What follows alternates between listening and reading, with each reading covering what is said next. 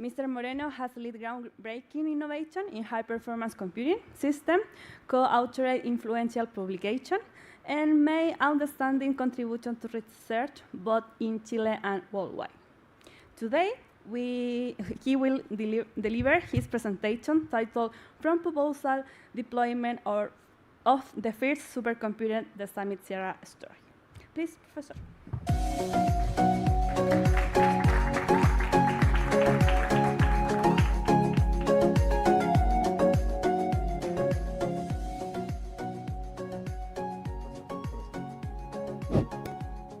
Good afternoon, everyone. A pleasure to be here, of course, without any doubt. As a former student from TOMAS, it's really an honor to be able to be here to celebrate his legacy. There is no question, as it has already been mentioned this morning, the role that TOMAS had in our lives, in our careers.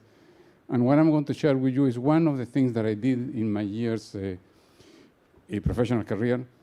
I am originally from Concepcion. I was a student at the University of Concepcion. I was a faculty member there for a few years. But then I also immigrated and went to joined the IBM Research Laboratory in the United States, in New York, where I spent 30 years, so a little bit more than that for my career. As she mentioned, as Cynthia mentioned, I am Emeritus, which means I am no longer doing anything useful. So I graduated. I don't like to say I retired because that sounds a little bit less attractive. So I graduated from work, and now I enjoy just interacting with people, participating in mentoring activities for younger students and younger professionals in what their careers are, as well as keeping in touch with what technology is all about. But I don't have an ongoing technical project of my own or that I'm actively involved right now. So what I'm going to do is share with you some recently past experience in the design and development of a larger scale supercomputer. So this is going to be the story of, it's actually two systems, Summit and Sierra, which were deployed and put in production in 2019, but whose development started several years before. So I'll give you some of those details. There is a whole publication of the IBM Journal which contains details of that particular machine from all aspects, hardware, software, and applications. But before I start, let's first, just for clarification, what is a supercomputer? And in fact, there is not a formal definition of what a supercomputer is. It ranges from many different dimensions. So in a way, you can say that a supercomputer is a computer much more capable than other computers of the same category. And that can be from a single chip to a very large scale system, right? So supercomputer can be one or the other. In this presentation, I'm going to be focused on large scale systems, very large multi-rack. Mark this morning mentioned a few things about the multi-rack computers that are currently in place today. So that's going to be the focus of my presentation. In particular, there is a list of supercomputers that is published twice a year. It's called the Top 500 list. It was put in place in 1993 by a few people. And you may ask, why 500? So when they put together the list, they knew that there were more than 100 large-scale machines, but they figured at that time there will be less than 1,000. Okay, so between 100 and 1,000, let's stick in 500. And from then on, the top 500 list has been published twice every year with the most capable computers. And capable, it requires a clarification. There is one particular metric that is used, which is the high-performance LIMPAC benchmark. And it's a benchmark that it measures only one dimension, which is the peak compute capability. It's a rather limited metric, but it's the one that is used. Right? There are other metrics that have emerged in more recent years, such as the high-performance conjugate gradient, the HPCG. And furthermore, there is another one which is focused on energy, which is the Green 500. So all of these are different mechanisms to measure these large capabilities. As I already said, the first list was published in 1993, and the first big machine that it was on that list, number one, was this connection machine, which I don't know if you ever heard about it, but it was then at that time a company that no longer exists. And this list is published twice a year, in June and November.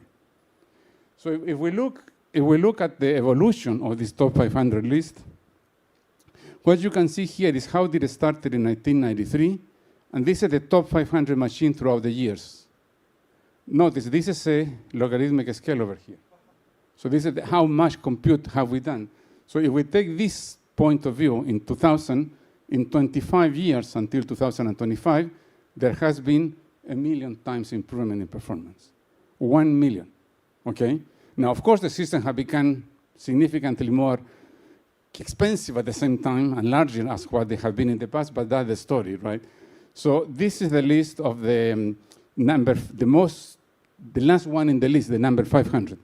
And this is the list of the top ones.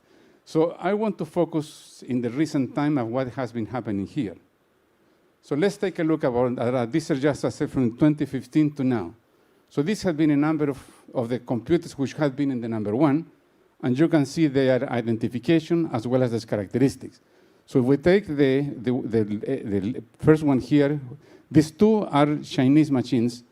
This gives you the performance measured in petaflops. This is the amount of energy that they consume, and this is a metric of energy efficiency, gigaflops per watt. As you can see here, there is significant gain in performance, and actually not much gain increase in power. So certainly the efficiency of these systems have become much better. And the same thing applies over here. When we get to this machine, interestingly enough, the performance went up significantly, but also did the power. So from that point of view, the energy efficiency is about the same. And the next generation took another big jump in performance, but again, notice a reduction in total power. So the energy efficiency went up very well. So what you find here is that in order to do these increases in performance without an increase in energy, in consumption, increasing the energy efficiency, it requires innovations. If you were to apply just Moore's law or Denard's law, you would not be able to achieve these goals. So something has to be done in order to be able to get to these achievements. And I'm going to be talking a little bit about what does it make it possible to reach that level on compute capacity and efficiency given the trends in technology. So when it comes to designing and build a supercomputer, let's separate two cases. One is, for example, the University of Chile says we want to buy a supercomputer this year. And therefore, they will go around and get from different vendors what is available technology-wise, system-wise, and get the computer in place within the year because that's the objective, right? So in those particular cases, you are going to leverage whatever exists in terms of hardware and software technology. We'll select processors, memory, and all the components that are necessary for what is available. The scale of the system is going to be as much as you can afford, depending on how much money that you have to put it together. And we'll rely on existing software development tools, monitoring libraries, et cetera, et cetera. The benefit is that you have a very well-established design methodology. Very unlikely you will find any surprises because you know exactly what you're getting. It already exists, it's already out there. You guarantee the performance and power projection, and you can even estimate, will this computer make it into the top 500 list or not? Because you can do the projection in a very straightforward manner. The limitation is that with this approach, you're not going to advance the state of the art because you're just using things that already exist, right? So, and there's nothing wrong with that, it's just the reality. But if you want to design a system and you want to be number one, you cannot rely on the existing technology or just a regular evolution of that technology because it's not going to guarantee to be the number one. Why is it important to be number one? Bragging right is one, but the other one is that typically these things are funded by some government organizations, and let's be honest, politicians like to be on the news. And the best way to be on the news is to say, okay, we are number one, right? So you have to focus on that from the early on as a design of the system. So here, you really have to drive technology that is going to be available in the future, not the one is available today. You're really designing a system that is going to be deployed a few years from now. You have to develop novel hardware and project what is going to be the performance and the power of that hardware, develop the system, you can define that system as being X times better than the current number one, projected a few years in the future, and develop whatever you need in terms of companion software and tools. The benefits of doing this approach is that you are certainly going to advance the state of the art, because you're going to be doing something new in terms of technology, projecting, pushing actually the technology beyond where it will normally evolve on its own. You will expand metrics to new levels, and usually for a company, you get partial funding for the non-recurrent engineering expenses from this government agency. So they are willing to pay not only to buy the system, but also to fund the development of the new technology, because otherwise that technology just would not be developed. Now, a limitation is now you're playing with risk, because you're going to say, okay, we expect to be at some level at some point in time, depending on things that you're going to project, and those may or may not become real. So, in the early 2010s, the overall approach at supercomputers, it was based on massively parallel systems. And Matteo mentioned that a little bit this morning, in which the computers have many processors, thousands and thousands of them, and the architecture of the system was homogeneous. There were many, many processors, but they were all identical. The same instruction set architecture, therefore the same compiler, the same technology, everything was homogeneous, right? And here you have the different examples of what were the systems between 2011 and 2016. With the exception of Titan, which is this system over here, all of these were completely homogeneous. So all of them have just one type of processor. The Titan has the AMD, but it also had a number of GPUs, right? And in some way, this machine also had two types of processors, but both processors were Xeon-based, so they were Intel x86. They have the same instruction set architecture. They were different in terms of construction, but from a software point of view, they were exactly the same. They would be programmed with the same instruction set architecture. Now, already at that time, we had an increasing realization. Homogeneous systems, CPU-only based systems, were not going to give us to the next level of performance and efficiency that we really needed to strive for. So we had to do something different. This is where, again, the concept of innovation comes around, innovation at architectural level, because the homogeneous system was just not going to be sufficient for what we wanted to achieve. So we look at the number of factors. I'm talking about 2012, around there, that on one side, the applications, the HPC space was evolving. It was becoming a lot more heterogeneous itself. It was not only doing the traditional modeling and simulation, but it was evolving into analytics and other types of applications. There were a large amount of execution parallelism. The single-threaded processors or even multi-threaded processors were reaching performance limitations that just were not going to be resolved from the evolving technology. So I already mentioned this homogeneous CPU-only system being a constraint, a restriction. So we recognized that we needed to go into heterogeneous and specialized nodes. The demands for computation, the efficiency that it was necessary, led to the notion of these so-called accelerators. An accelerator is a term that has been used, and I don't like it too much, but unfortunately I cannot change it. But essentially, it's some kind of processor that is able to perform a certain computation faster than what a CPU would do on its own. So it accelerates the computation, right? That's where the term accelerator comes from. No. A class of computation is a broad class. It has to be a broad class because this is going to be in a machine that it does a broad number of applications. It's not application specific, if that's what you're thinking. No.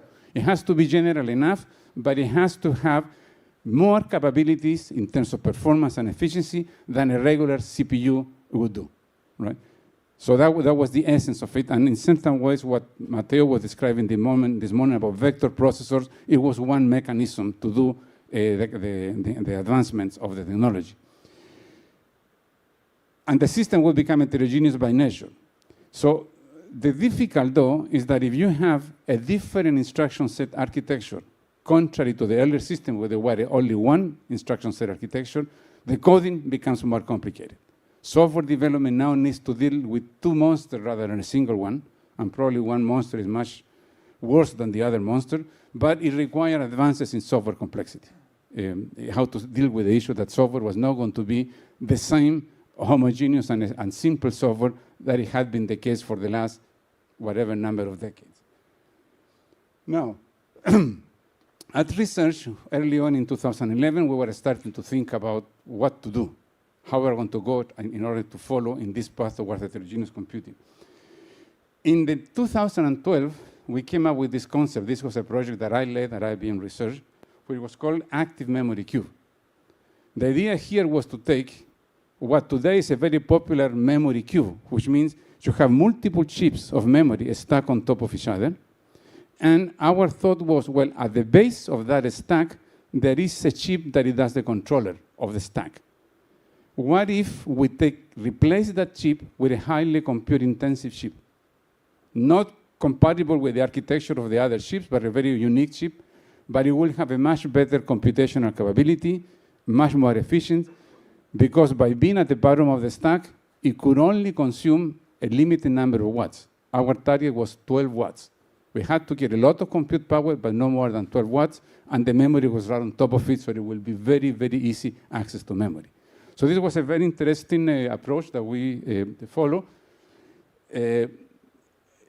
But it did not become a product, let's put it that way, as simple as that. Why not? Because as we were developing this processor or this technology, which, by the way, it was funded, so it was a project funded by the US government, there was a request for information from the Department of Energy for their next generation of supercomputers, right? And at that time, then, IBM started a partnership with NVIDIA and for a compute and Mellanox for communication in between the nodes of a computer. Then the formal request for proposal came from DOE. It was a program called Coral, and I will explain in a second why it was called Coral. We had to make projections for a system using now NVIDIA instead of our active memory cubes. So that was the change on the strategy. Rather than go on our own, we said, let's go with our partner, approve the proposal, and in this period of time, get the system developed, finally accepted. So for the memory cube, there is a paper there if you're interested in looking at it. The Coral story. Coral stands as a collaboration between Oak Ridge, Argonne, and Livermore Laboratory. These are 3 Department of Energy laboratories in the United States. So the 3 systems, the 3 laboratories requested proposal for 3 systems, 1 for each laboratory. So that's where the name Coral's from. So the request was issued in 2014. It targeted 1 system for each laboratory in 2018. And these were some of the specifications. A minimum of 100 petaflop of double precision floating point performance. This is not the AI performance that we hear about 4, 8 bits or 16. This is 64 bits performance, double precision floating point data, because that is the traditional modeling and simulation data format that it gets used, right? 4 petabytes of memory, and it had to target number 1 position in top 500. Yes, target number 1 position, right? Yeah. Easy. Maximum 20 megawatts. Okay, so just imagine a system that is 20 megawatts. But in reality, there were some target benchmarks. And I want to go into more detail, but there are 4 what we call scalable science, and 8 which were throughput. Scalable science are systems, are applications, one application that it has to run on the entire system. So it's one huge application. Whereas throughput these are multiple copies of an application running simultaneously on the system. I'll give you a little more details in the next chart. And the targets were scalable science had to be 4 times better than the best machine available at the time, and throughput had to be 6 times better. So these were part of the specifications. And there were 2 measures as well. One of them was the baseline. You had to just compile. No tuning, no optimization, the code, no nothing. Right? So they want to see if a naive programmer runs on these systems, how badly it's going to perform. But then there was the optimized code, the one that it had to meet this specification. So the Coral program selected 3 systems: the Summit at Oak Ridge, Sierra at Livermore, and Aurora at Argonne. And these were the vendors that were selected. Right? the specific characteristics and the metrics of the systems were proposed by the vendors. So with this, and I'll give you details, what did we propose to do in order to achieve these goals? Just as an observation, out of these 3 systems, only those 2 were actually delivered in 2019. The other one did not make it. And when I talk about there is risk involved, Intel ran into a lot of risk, and they actually did not deliver the system until 2022. So 4 years later, but the system that they developed is not the one that they proposed originally. You're not going to develop 4 years later the same system that you proposed before, because technology advances a lot in those 4 years. I'll mention later on what they ended up developing. A little about these benchmarks. As I mentioned, scalable science expect to run at the full scale of the system, whereas the throughput applications, they have many copies simultaneously on all the nodes. There were 2 cases, 24 copies or 20 copies with this number of nodes running simultaneously. There was a figure of merit, and there were 2 variants. There was the baseline, as I said, only compiled directives, no changes allowed to the code, and the optimized, which allows all of the code to be more optimized as effectively as possible. So we started with that on 2014. 2019 comes around, and we delivered the system, as I mentioned before. And it became, of course, as I expected, top #1, a lot of publicity, paper articles in the news, and what have you. Among other things, there was a lot of, call it nationalistic pride, because the prior machines, as I showed earlier, had been put in the list by China. So for a number of years, the top supercomputer was from China. And as you know, nowadays, there is a lot of technical and more than technical rivalry between China and the US or so. So this also became very important in the news, that IBM was able to build a system that was displaced the Chinese computers from the top of the list. I'm sorry? Oh, bravo. Okay, so let me now go into details. How did we go from the proposal time frame to the actual deployment of the system, and what was our experience in the process of going through? To be honest, benchmarking is an art, it's not a science. There is not a well-defined thing that you do when you have to tune a benchmark, because the things change so much that you don't know what to expect or what's going to come up in the front of you. So a lot of things had to be developed as we went along. Oops.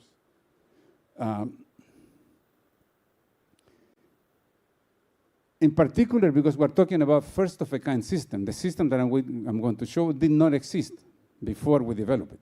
So you cannot really do a lot of modeling analysis of something that does not yet exist. It's very different when you do benchmarking of an already deployed supercomputer. Because when you have an existing system, you apply the benchmark, you apply the tuning, you know what to expect or not to expect.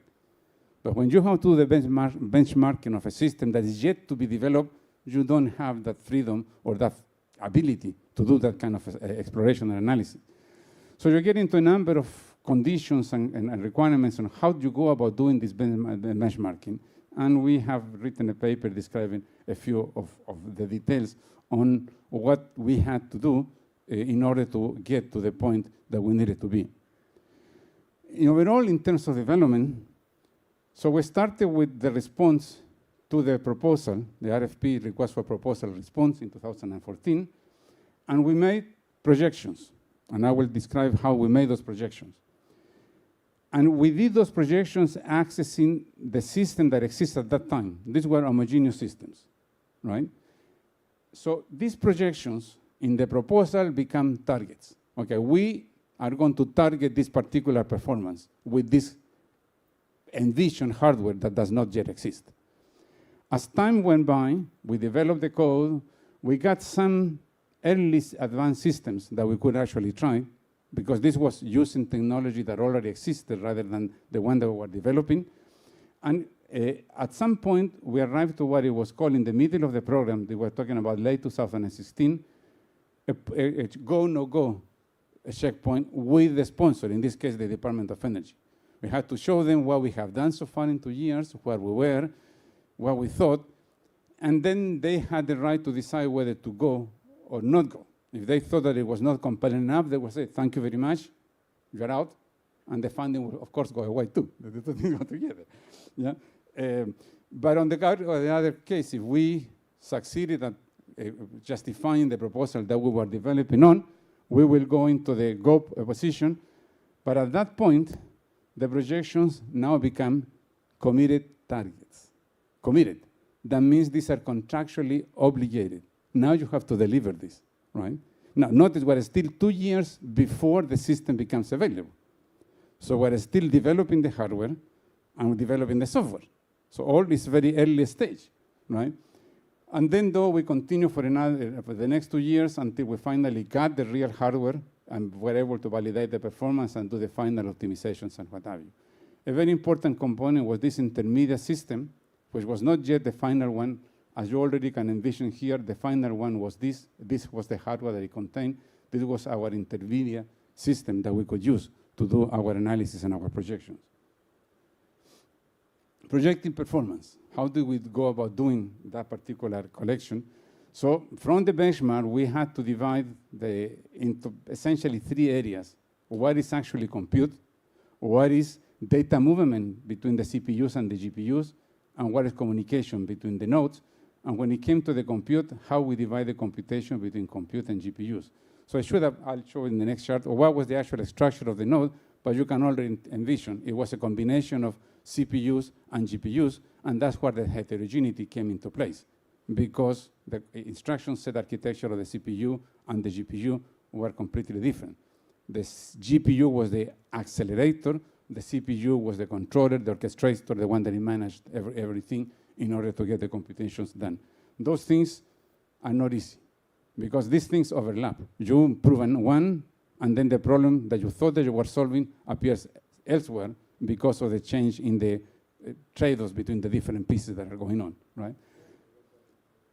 So we started with CPU-only projections, used only the existing Power 7, so this was fully homogeneous, but identified from there which were the bottlenecks, in which places was a compute-intensive versus data-intensive, give a good understanding of the benchmarks, what exactly was being looked after into those applications. Then analyze the acceleration that was possible for the GPU using some early GPUs. They're very early. So how much a GPU can do nowadays, right? So we used the Kepler GPUs at that time in order to get an idea of where we could go. Then estimate what will be the parallel efficiency when we scale from a node up to 4,600 nodes or more, which was the estimated that we thought we were going to need to be able to build the entire system. Compute the total time, whether you move the computation, because if there is a lot of overhead in moving the computation from the CPU to the GPUs, you say, well, no, just leave it on the CPU. How to make that particular trade-off and that particular selection, it was not efficient. And as I said before, the performance projection in the early stage, it was just targets. Then we decided what was the structure of the system that was going to be proposed. And this is really the architecture that we proposed. It consisted of a dual symmetrical configuration, one Power 9 processor connected to 3 GPUs. Notice the amount of compute. A GPU by itself has a lot more compute than a CPU. Well, we were putting 3 GPUs next to a CPU. So that immediately raised the amount of compute that we were going to put together into the system. And that it was paired because there were 2 of them, and a certain amount of memory, the memory attached to the CPU, and the GPUs had their own this hybrid high density memory stacks, each one of them. So this was the configuration that it was proposed, and from there it arises a number of attributes and characteristics and the connections. Another interesting observation was that in order to communicate the CPU with the GPU, up to that point, the only mechanism available was through something called an interface, which is a bus interface, PCIe, for those who are familiar with the concept. And it's a rather low bandwidth interface. So that was not going to give us the level of efficiency and performance that we were looking for. So it was necessary to connect the CPUs and the GPUs directly. So for that purpose, we developed an interface between NVIDIA, who has a bus of its own called NVLink, which Mark mentioned this morning, we developed an interface attached to the P9 processor. This is the Power 9, IBM Power 9 processor, that allow the direct connection between the power chip with the CPU, with the GPU, through this link, which is a high bandwidth link, just like the GPUs connect between themselves with that same kind of bandwidth. This also allowed memory to be accessed, the same as memory space. When you have the PCIe connection, really the GPU in the older system is more like an external I/O device. So the memory seen by the GPU is different from the memory seen by the CPU, whereas here, this memory, it can be moved around in a straightforward manner, and the local memory here appears like a quite fast access memory between the CPU and the GPU. Yes?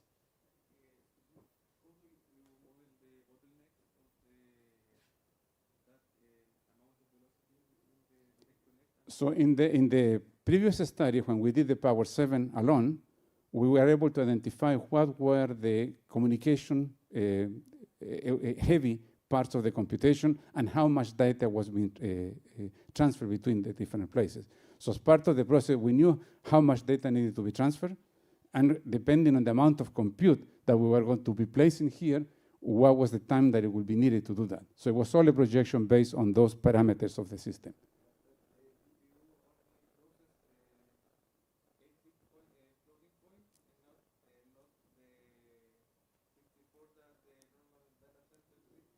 No, these GPUs were using, the GPUs had to do floating point operation. So they were, this was a part of the agreement with NVIDIA, they had to extend the GPUs to do 64-bit floating point operations. I mean, if otherwise it just wouldn't make any sense. Yeah. So these GPUs, this is the generation of GPUs that we apply here, which Volta was a fully capable double precision floating point performance system.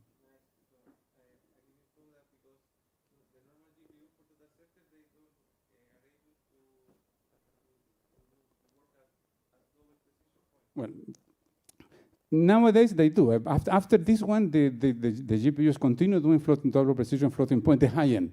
The lower end, those don't. But the high end, they do double precision floating point performance. Thanks for the question. So this is what the proposal was, as I said, and there was also a network interface and access to a non-volatile memory for doing some local storage within the node. So this was what we call a node. That means a board containing all of these chips. It was part of the structure of the system. We made the projections based on the requirements and our expectations. So notice this was the minimum expected. So this was using, as I mentioned, there were two systems, Summit and Sierra. Summit was 6 GPUs per node, but Sierra was only 4. So they were more comfortable with the lower performance because it was less money. It was a cost issue, how much they could afford. So they only had 2 GPUs per CPU. Their trade-off was different in those cases, right? So these were the projections made relative to Sequoia. Sequoia was the prior generation supercomputer. This was a Blue Gene Q, for those that may be familiar with that. It was a very large scale, massively parallel processor, but of course homogeneous. And these were our projections for the scalable science and the throughput. So this was the goal from the request for proposals in both cases. Notice here we said, in scalable science, we're going to overachieve, but in throughput, we may not be able to achieve your expected goal of a 6x. This is what we said we could do, right? And that was part of the proposal, but it was convincing enough so that we were given the acceptance of the proposal. And as I mentioned before, at this point, once we went through, the projections became targets. So we felt relatively comfortable there. You can see, it's a problem, but we're okay. Yes, Mark. How close were you to the 20 megawatts? Wait until the end. Don't spoil the fun ahead of time. We'll see you later on, right? In the proposal, I think we said 16, 17 megawatts in the proposal. Okay. There was a cost, but the cost is a little more negotiable. But it was in the order of $300 million per system. Because I'm wondering if you could have increased your throughput by just adding more systems. Yeah, but that would increase the cost. Yeah, so the cost was in the order of $300 million for system, right?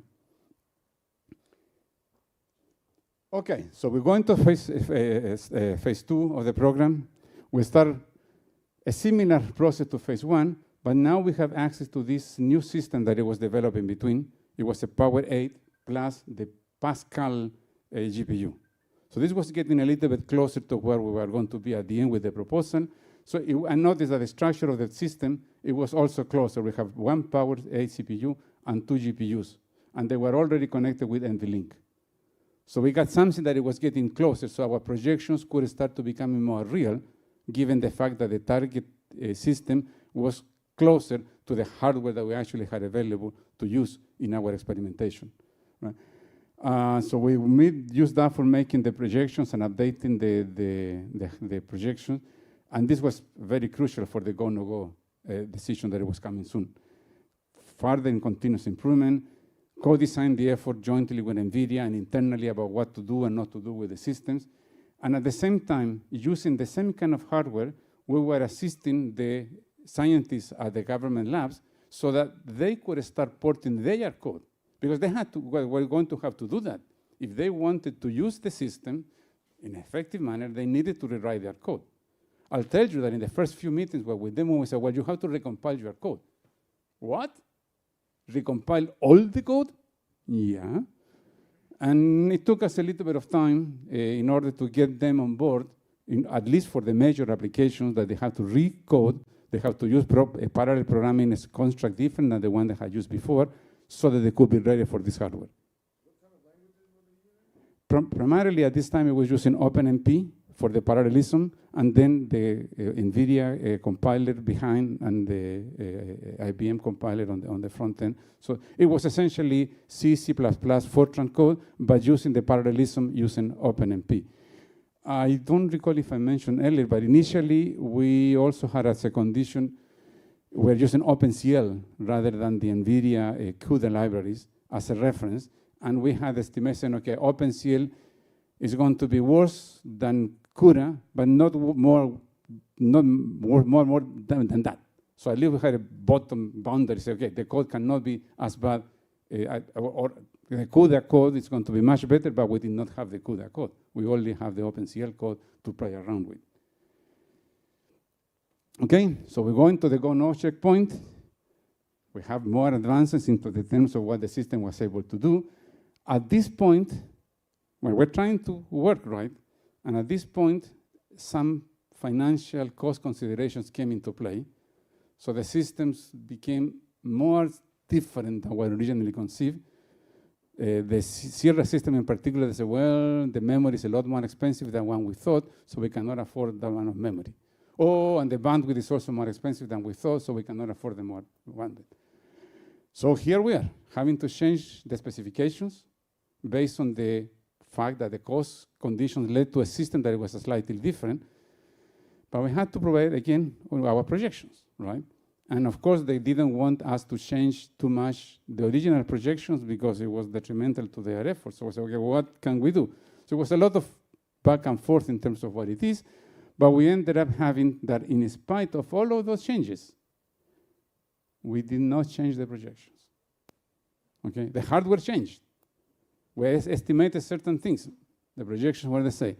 So this guy was so confident there. Well, now this, after the co-decision, these projections became obligations.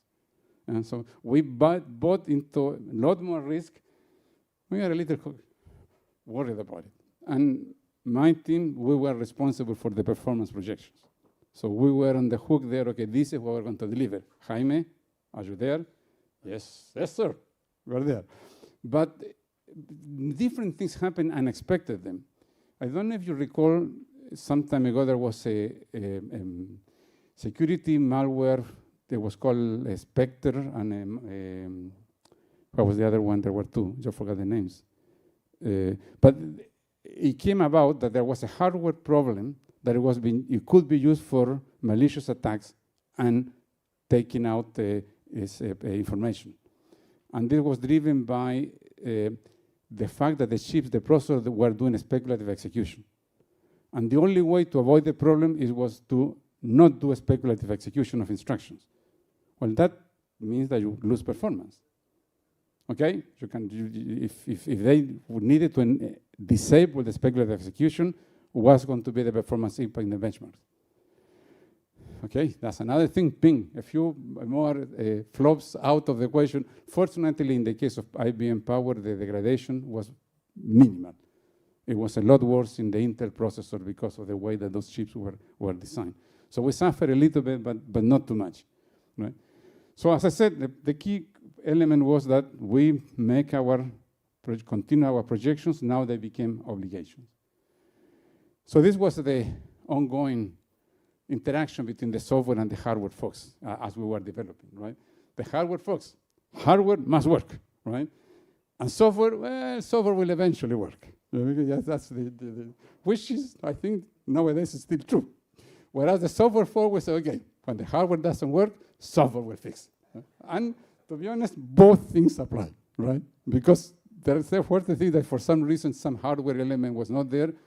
I have to admit, the software developers, these scientists which are very good at optimizing code, it wouldn't be miracles, as Leon was saying this morning, but they really pulled off some amazing transformations of the code in order to work around hardware complexities that had not been expected or that appeared in the process as we were going along.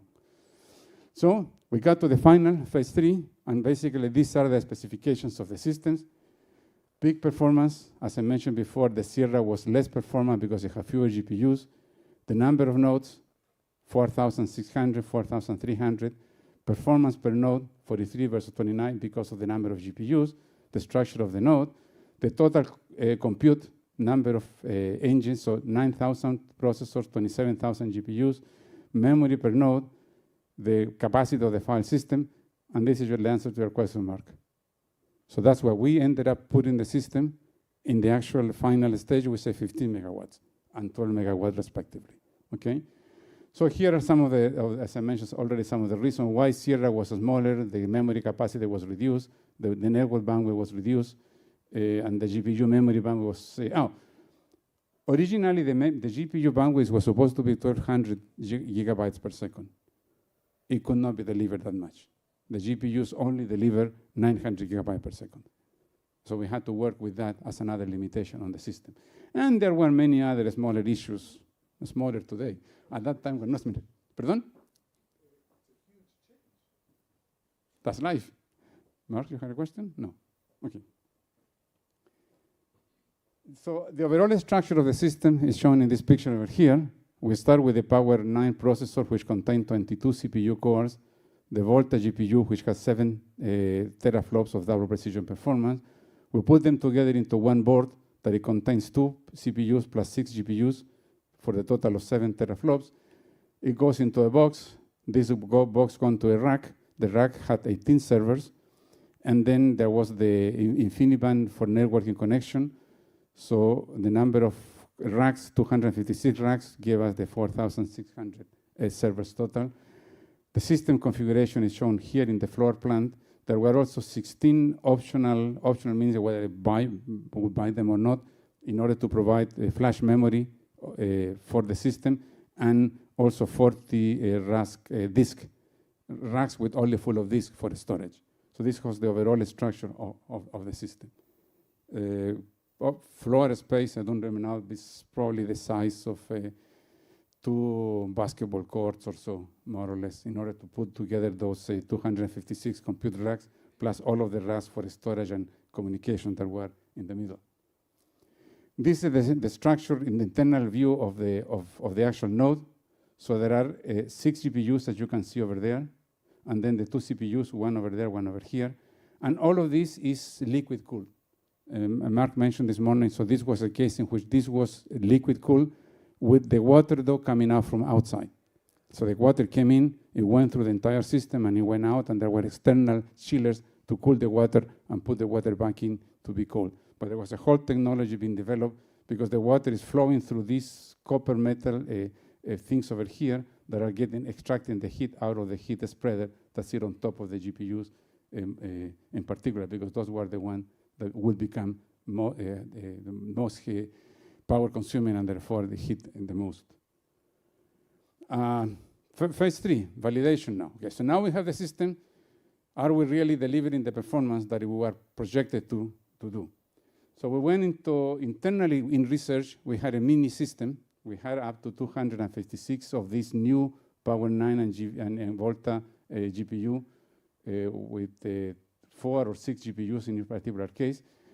But this was early hardware. And if you ever develop hardware, you will know that the early hardware is not yet the final hardware. Therefore, it doesn't work as well. There are still problems to be resolved. Yes.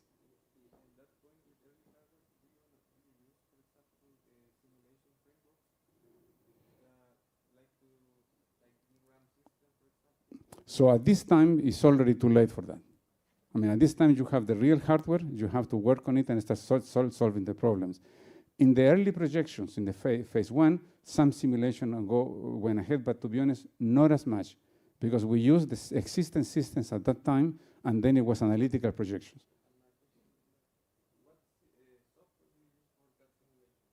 Oh, we have internal IBM internal software. So we have our own tools to do the projections, our own performance models and things like that. No. We have other internal tools. They're in some ways more capable, but at the same time, a little bit harder to use. So they're not in the public domain. Okay? Sure. So as I said, we had those as to be able to do the access, and we still was early hardware, and also on the software. The software was not ready either. So we were playing with still things which are undergoing development. It's things in the middle of the way.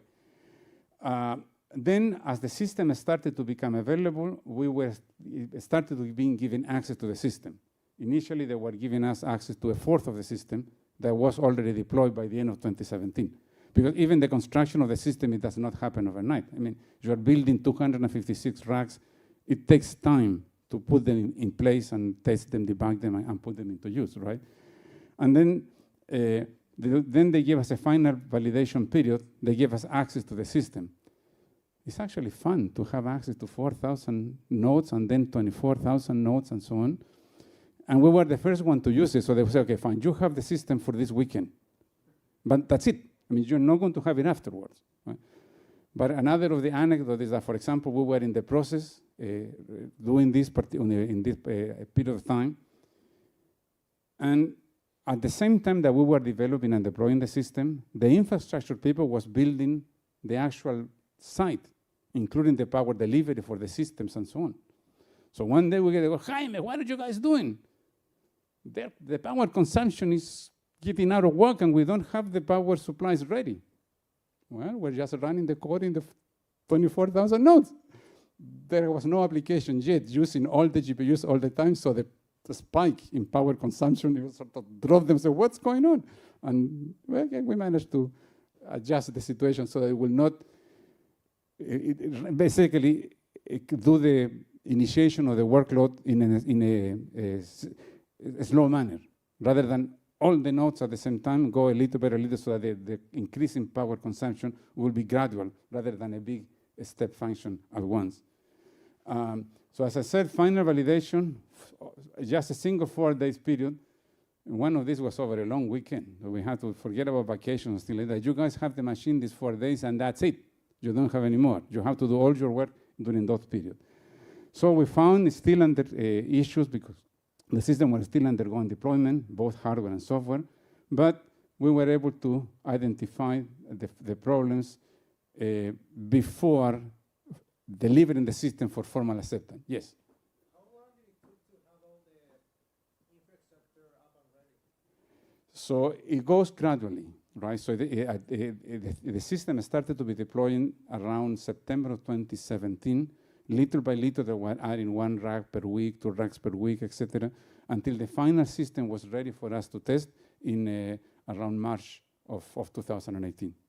So it was multiple months in the process, putting the racks together, connected them, testing them, and having them ready for actual utilization. So it takes, and by the way, there are hardware problems, chips that did not work at the beginning, had to be replaced by newer chips, and as we said before, hardware is not perfect. Some of these chips died very soon, and you have to replace them by other ones which are more reliable and will sustain a longer period of activity. But it was a period of time. It was not a, oops. So talking about the final validation, we also had a lot of variability introduced by, interesting enough, operating system noise and hardware behavior. So for example, the application, when it's running at full scale, it has all the nodes working, all the CPUs working in parallel. But if the operating system issues one CPU to do something, that particular CPU is no longer doing the computation. And if all CPUs are expected to make progress at the same time, one of them becomes slow, it blocks the entire application to go down. So we had to develop a mechanism so that the operating system will use an idle CPU. We have to leave a CPU only for the operating system, could not be used in the application because otherwise the perturbation was too severe in order to do regular operation. Anyway, we identify most problems before final acceptance, and here is our final result. Just very quickly. So the specification was 4x. This is what we delivered. So we actually overachieved to what it was really projected. Okay, way, way substantially more than what it was before. And for throughput, the specification was 6x, and we also overachieved over here. So you can imagine that at this time, we were pretty happy. Not only us, the customer as well, because we were able to deliver a system that it was overachieving in terms of performance. Oh, and I don't have here the power, but the power was actually, instead of 16, well, it was only 13. So it was even less power than actually projected. So let me skip this for a moment. In summary, we delivered the systems on a schedule. Projections made 4 years in advance were overachieved. We have succeeded. Okay. The application's performance actually improved after we delivered the system. We couldn't test again, because once we delivered the system, that's it. But we know that there was more optimization on the code being done afterwards, but that was not the case. It's real speed up on the benchmarks we measured, and the scientists were very happy with what they could do with the systems. Okay, so what would you say are lessons, technical lessons you learned from this? Well, the first lesson is don't count on things to be perfect. Okay, plan for surprises. Right, be sure that things are going to fail. So you have Murphy's law is going to apply, right? Something is going to not be as expected. That will be probably the most important lesson that when you do the overall projection and overall development, right? We develop a number of things where we're more specific to how we did approach it, but that will be probably the biggest lesson, right? Be prepared for unexpected surprises. I think you touched on it, but so you were doing your own simulation, or you were running your own loads to determine but at the end of the day, the Department of Energy had their own software that was going to run. Did they find the same improvements that you found? Well, so in some cases we know that yes, they did because they share, but there are also some codes that they don't publish the results because they're internal codes. I mean, some of this energy has to do with nuclear energy or things like that, but on the other cases, they have posted the results. There were a number of benchmarks that were posted out there, and the results were always yes. Need to run up a little bit. So what we call a Summit and Sierra is actually the next generation HPC and AI systems. And I'll mention this. During the development process, when the scientists had the early access systems, they were already playing with it, and they already had a number of AI applications that they started to play with, right? This was early on, before the full system came into existence, but they had it there. But they tried. And then the other thing that it was, even to us, a surprise, NVIDIA had already built into the GPUs their first tensor unit. And the tensor unit that's even more performance than we had estimated, albeit is not suitable for double precision. So but it was suitable for AI. So these guys got this system and started to play. and look at these results. These were soon after the system was developed. The training summit, the world's fastest supercomputer to model climate change using machine learning techniques. This was published in January of 2019. So this was less than 6 months after the system had been turned over them. The system was still going acceptance. This is the most interesting one. In just 2 days, Summit identified and studied 77 small molecule drug potential compounds to fight COVID-19. That work, if it had been done in the lab, it would have taken a long time, years probably. But using AI techniques, they were able to say, scientists, focus on these molecules, because these are the ones that are going to help you develop a vaccine. So when people question, how was it possible to develop a vaccine in such a short time, here is one of the catalysts. They were able to do through simulation what it would have taken years to do in the lab. And Summit was able to do this in a very short period of time. So when this news came out, to be honest, we felt very, very happy. It was the guys at the Oak Ridge. Oak Ridge is a really very broad science laboratory. They do all kinds of things. So they call energy. They are funded by the energy department, but they do a lot of kind of research. As I mentioned before, there is this journal. So if anybody can go in and find out information about it. So one thing that I want to leave is that all the top supercomputers after Summit and Sierra are heterogeneous. There is no question anymore that you cannot do this with homogeneous. It just became a standard. Heterogeneous is the way to go because there is no other alternative, period, right? Heterogeneity has also spread across the entire spectrum of computing systems. And the current generation of systems are no longer HPC alone. They're HPC+AI. So that's why this particular event is so interesting because we're talking about advances and systems for HPC and AI combined. And obviously, the system have a lot of capabilities that have been designed and developed in order to support the applications which are beyond the ones that we use when we develop these supercomputer systems. And I'm just going to browse. This is the Argonne system, Aurora, that I mentioned before, that it came in 2023 rather than 2018 as originally planned. But this is also a very highly heterogeneous system. We're using the nodes from Intel. And this is the Ponte Vecchio that Mark mentioned this morning. Then you have the Frontier, which is the current #1 supercomputer. This is using AMD chips and AMD also GPUs, the 250X. And then you have the Lawrence Livermore National Laboratory, which was the #1 as of November of last year, which uses this, what the AMD calls an APU, which is a combination of CPUs and GPUs on a single chip, all on a heterogeneous manner.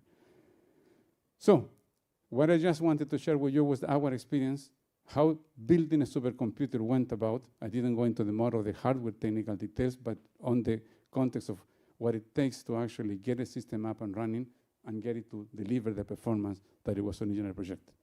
Thank you very much.